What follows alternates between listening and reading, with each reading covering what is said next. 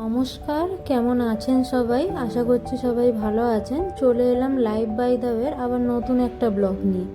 দিনটা ছিল বৃহস্পতিবারের সকালে প্রায় ওই 6টা নাগাদ আমি উঠেছিলাম, আর ঘুম আসছিল না। সিদ্ধার্থ চলে গেছিলো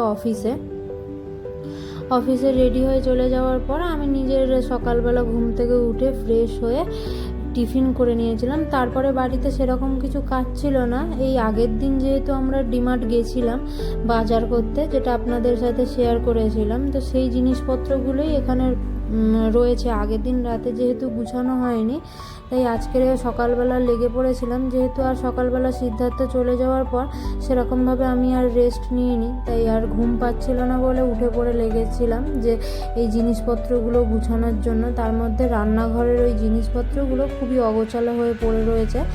আর আপনাদেরকে তো দেখিয়েছিলাম আগের দিন, ডিমার্টের থেকে আমি নিয়েছিলাম ওই সোফার একটা কভার আর একটা টেবিলের জন্য, ওই যে বড় টেবিলটার জন্য একটা কভার নিয়েছিলাম।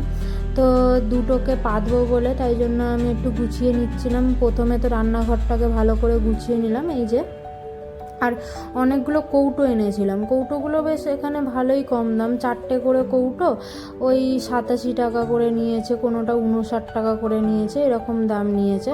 তো আমার তো বেশ ভালোই লেগেছে। আর আমার যেহেতু সংসার শূন্য থেকে শুরু করতে হয়েছে বলতে গেলে, সিদ্ধার্থ যেহেতু এখানে একাই ছিল, সেরকমভাবে তো ও নিজের প্রয়োজনীয় জিনিস ছাড়া সেরকমভাবে কিছুই কেনেনি।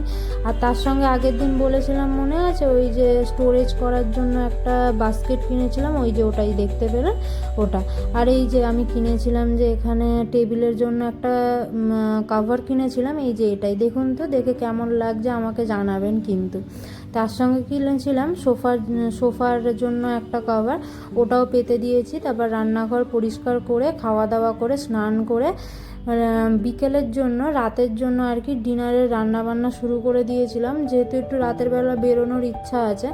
এটা সকালবেলার টিফিন সিদ্ধার্থকে রেডি করে দিয়েছিলাম, আমি খেয়েছিলাম, এটা থেকে গেছিলো।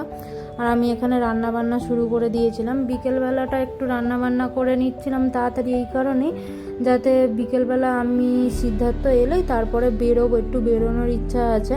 ওই গাছগুলোর জন্য মাটি আনার ইচ্ছে ছিল। তো মেঘলা মেঘলা একটু আকাশ করে রয়েছে, ভাবছিলাম যে মনে হয় আজকে বৃষ্টি নাও হতে পারে। তা আমি ভাবলাম ও আসুক, এলে একসাথে বেরোবো।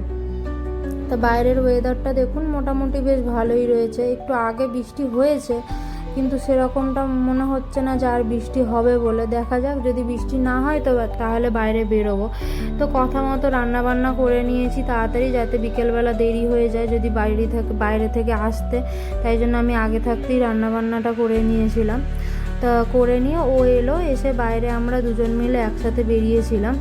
পাশেই একটা কনস্ট্রাকশনের কাজ চলছে, প্রচণ্ড ধুলো ওড়ে পাশে। তো পাশে যেহেতু কাজ চলছে, পাশাপাশি এই বিল্ডিংগুলোও আমাদের পাশাপাশিই রয়েছে, তো প্রচণ্ড ধুলোবালি আসে। ওই যে দূরে ওই পাহাড়গুলো দেখছেন, কি সুন্দর না? কিন্তু মেঘলা ওয়েদারের জন্য একটু ঝাপসা হলেও সূর্যের আলোতে আরও বেশি ভালো লাগে। এই সময়টা একটু বৃষ্টি বাদলের সময়।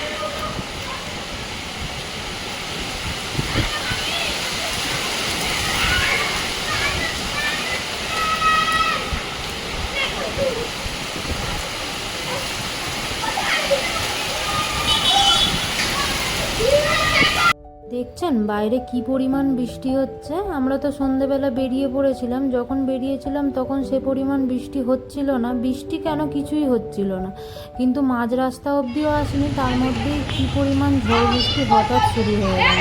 তো এখানেতে দাঁড়াতে বাচ্চাগুলোর খেলা দেখছিলাম। দেখতে দেখতে এই করতে করতেই ধীরে ধীরে যখন বৃষ্টি কমলো, প্রায় বেজে গেল রাত 9টা।